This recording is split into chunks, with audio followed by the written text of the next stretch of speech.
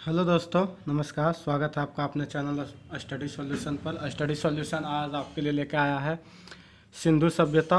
आपको पता है स्टडी सॉल्यूशन आपके लिए लूसेंट का पूरा चैप्टर वाइज जो है प्रैक्टिस और रिवीजन करवा रहा है। क्योंकि देखिए बहुत लोगों को होता क्या है, लूसेंट तो बुक खरीद लेते हैं लेकिन उसको पढ़ नहीं पाते हैं, समझ नहीं पाते हैं। अगर आप लोग हमारी वीडियोस को बस 1 से 2 बार देखिएगा तो आपको समझ भी आ जाएगा लूसेंट का चैप्टर, और आप लोग भी समझ आ जाएगा कि हम लोगों को लूसेंट किस तरह पढ़ना है। ठीक, तो हमारे साथ बने रहिए और हमारे प्ले लिस्ट से और जो वीडियोस नहीं देखे हैं ज़रूर जाके देखिए। लूसेंट से रिलेटेड है, रूट वर्ड भी कराते हैं जो कि आपको एक रूट वर्ड से 10 वर्ड याद हो जाता है, आपको पता ही है। और साथ में इंग्लिश के और सारे ग्रामर्स के रूल्स भी बताते हैं, मैथ्स भी बताते हैं, रीजनिंग भी बताते हैं, यानी सारे सिलेबस जो भी आपके एग्ज़ाम में आते हैं कवर करते हैं, उनके प्रैक्टिस सेट भी डालते हैं। चलिए हम लोग शुरू करते हैं आज सिंधु सभ्यता। तो सिंधु सभ्यता को हम लोग बस लूसेंट में जितना उतनी को चर्चा करेंगे।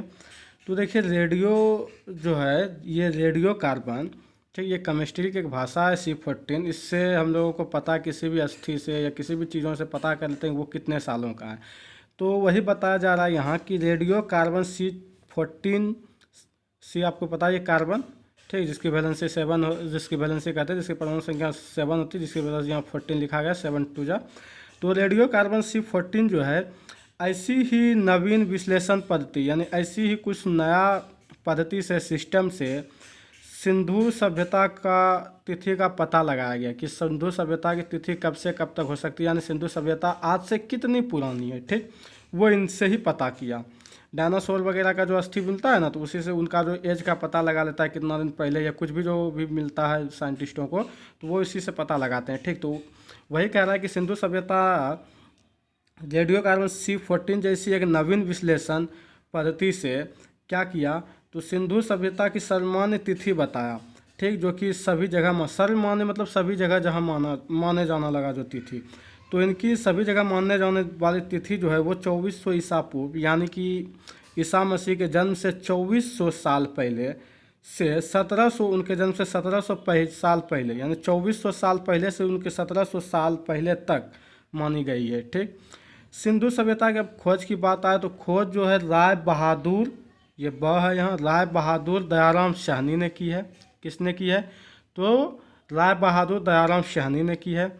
सिंधु सभ्यता को प्रोग ऐतिहासिक भी कहा जाता है।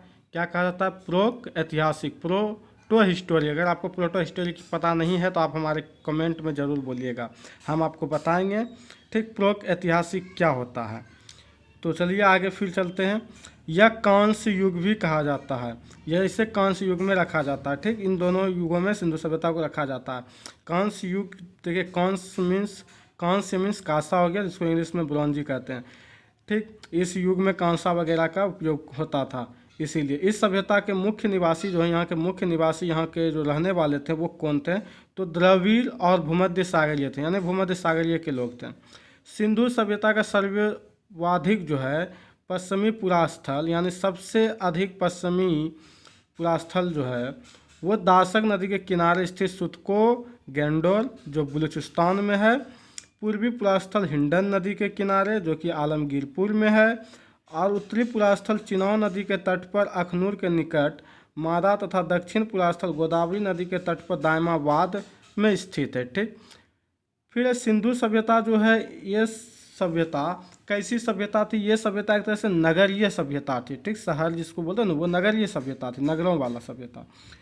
ठीक, सिंधव सभ्यता से प्राप्त जो है परिपक्व अवस्था में, यानी पूरी तरह से अवस्था में केवल 7 ही बड़े नगर, यानी पूरी तरह से विकसित जो था वो 6 ही बड़े नगर थे। ठीक, यानी 6 ही बड़े नगरों की संज्ञा दी गई थी, नाम दी गई थी, ये 6 बड़े नगर जो हैं। ठीक, परिपक्व रूप से। तो उनमें से देखिए क्या क्या है, तो मोहनजोदड़ो है, हड़प्पा है, गनवारी वाला है, धोलावीरा है, राखीगढ़ी है, कालीबंगन है। ठीक, फिर स्वतंत्रता प्राप्ति पश्चात हड़प्पा संस्कृति के सर्वाधिक स्थल तो वो गुजरात में खोजे गए हैं। ठीक, यानी कि भारत जब स्वतंत्र हुआ तो उसके बाद जो हड़प्पा संस्कृति का सबसे ज़्यादा भाग जो है वो गुजरात में खोजा गया। और लोथल एवं सुतकोतरा सिंधु सभ्यता का बंदरगाह था। ठीक, लोथल एवं सुतकोतरा क्या था? तो सिंधु सभ्यता का बंदरगाह था।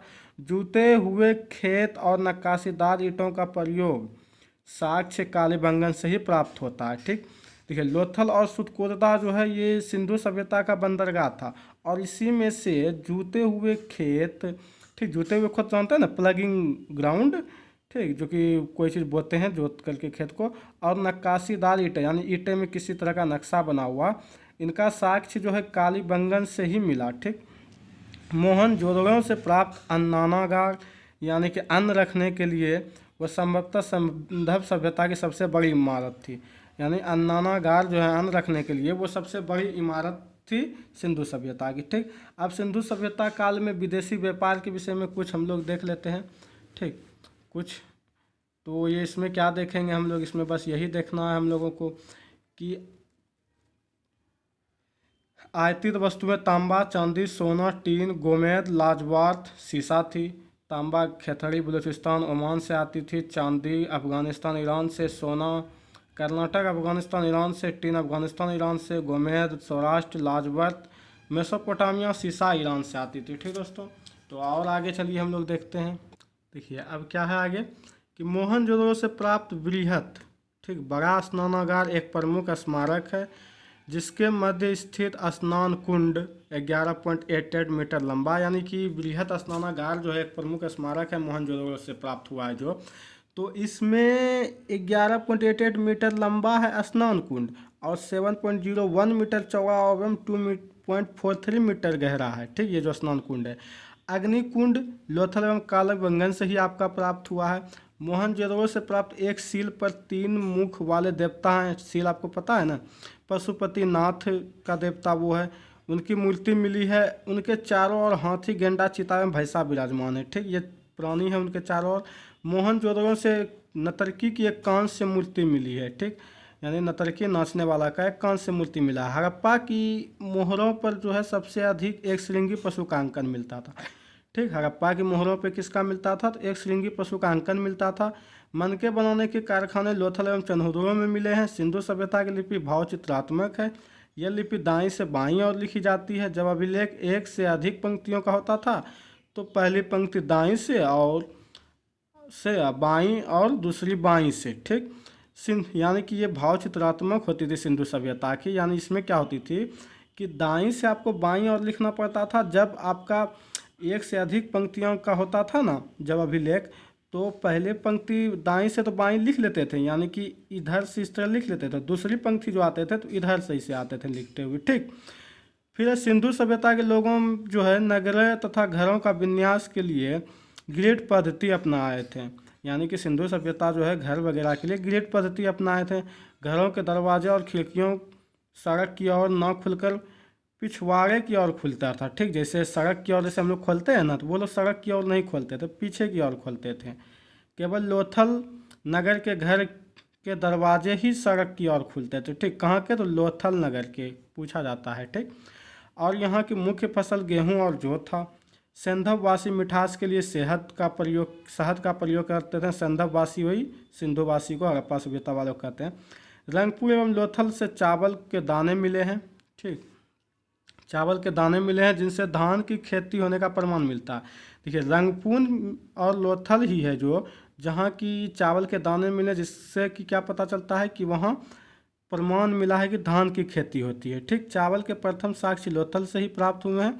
सुरकोतदा, कालीबंगन एवं लोथल से संदर्भ कालीन घोड़े का अस्थि पंजर मिले हैं। तौल की इकाई 16 के अनुपात में थी। संदर्भ सभ्यता के लोग यातायात के लिए 2 पहियों एवं 4 पहियों वाली बैलगाड़ियों या भैंसा गाड़ियों का उपयोग करते थे। ठीक, मेसोपोटामिया के अभिलेख में वर्णित मेलुआ शब्द का अभिप्राय सिंधु सभ्यता से ही है।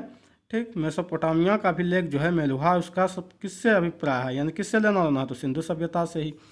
ठीक, फिर सिंधु संभवतः हड़प्पा संस्कृति का शासन एक वाणिक वर्ग के हाथों में था। ठीक दोस्तों, तो चलिए आज के लिए इतना ही। आप हमारे चैनल के साथ बने रहिए। चैनल को लाइक कीजिए, सब्सक्राइब कीजिए, शेयर कीजिए और कमेंट में बताइए कि अगले क्लास में लुसेंट का कौन सा चैप्टर आपके लिए हम डिस्कस करें।